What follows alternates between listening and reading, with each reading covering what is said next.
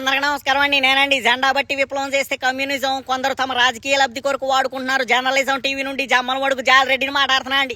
ఇక పత్రికల ద్వారా రాష్ట్ర పరిస్థితుల్ని వివరిస్తూ వెయ్యాలి హెడ్లైన్లు, కానీ తమ వర్గ ప్రయోజనాల కొరకు ఒక ప్రజానాయకుడి బింబాన్ని ఇలా చిత్రీకరించి వేస్తారా కార్టూన్లు.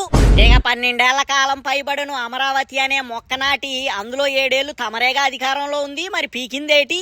ఇక ఒకే ప్రాంతంలో అభివృద్ధి అనే మొక్క నాటితే సరిపోతుందా? రాష్ట్రమంతటా దాని నుండి వచ్చే ఆక్సిజన్ మరి మిగతా ప్రాంతాల ప్రజలకు అలవాటు ప్రకారం వెన్నుపోటు పొడుస్తారా? దీనిపై మీరే ఇవ్వాలి ఒక కంక్లూజన్.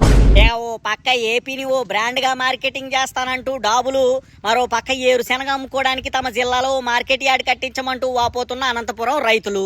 ఇక ఓ పక్క ఒక్క జూమ్ కాల్ తో మెటల్ స్టీల్స్ లొట్టలేసుకుంటూ వచ్చాడంటూ ప్రచారం, మరో పక్క యాక్సిడెంట్ ఘటన నుండి 100కి 108కి 20 కాల్స్ చేసినా సరిగ్గా స్పందించడం అయినవంటూ పలువురు బాధితుల విచారం. ఇక తమ పత్రికా మీడియాలో తమకై వేసే ఎలివేషన్స్ పీకు, కానీ గ్రౌండ్ రియాలిటీ చూస్తే your administration looks like very weak. ఇక చివరగా మన గురజాడ అప్పారావు గారి స్టైల్లో ఓ మాట చెప్పాలంటే, ఆంధ్ర అంటే అమరావతి ఒక్కటే కాదోయ్, ఆంధ్ర అంటే 5.5 కోట్ల జనమోయ్, ఆంధ్ర అంటే తమ వర్గ అభివృద్ధి కాదోయ్, ఆంధ్ర అంటే అన్ని వర్గాల సమూహమోయ్, తమ సొంత పైత్యం పక్కనెట్టవోయ్, సీమాంధ్ర ఉత్తరాంధ్ర అభివృద్ధికై కూడా పాటుపడవోయ్. ఇక తమ సొంత స్వలాభాల కొరకు జర్నలిస్టులు అంటూ ముసుగులో బ్రతుకుతున్న కొందరికి చెప్పేదేటంటే, జర్నలిజం అంటే అక్షర వ్యభిచారం కాదోయ్, జర్నలిజం అంటే జాతిని మేలుకొలపడమోయ్ అంటూ పలువురు విశ్లేషకులు గుసగుసలాడుతున్నారని సమాచారం అండి.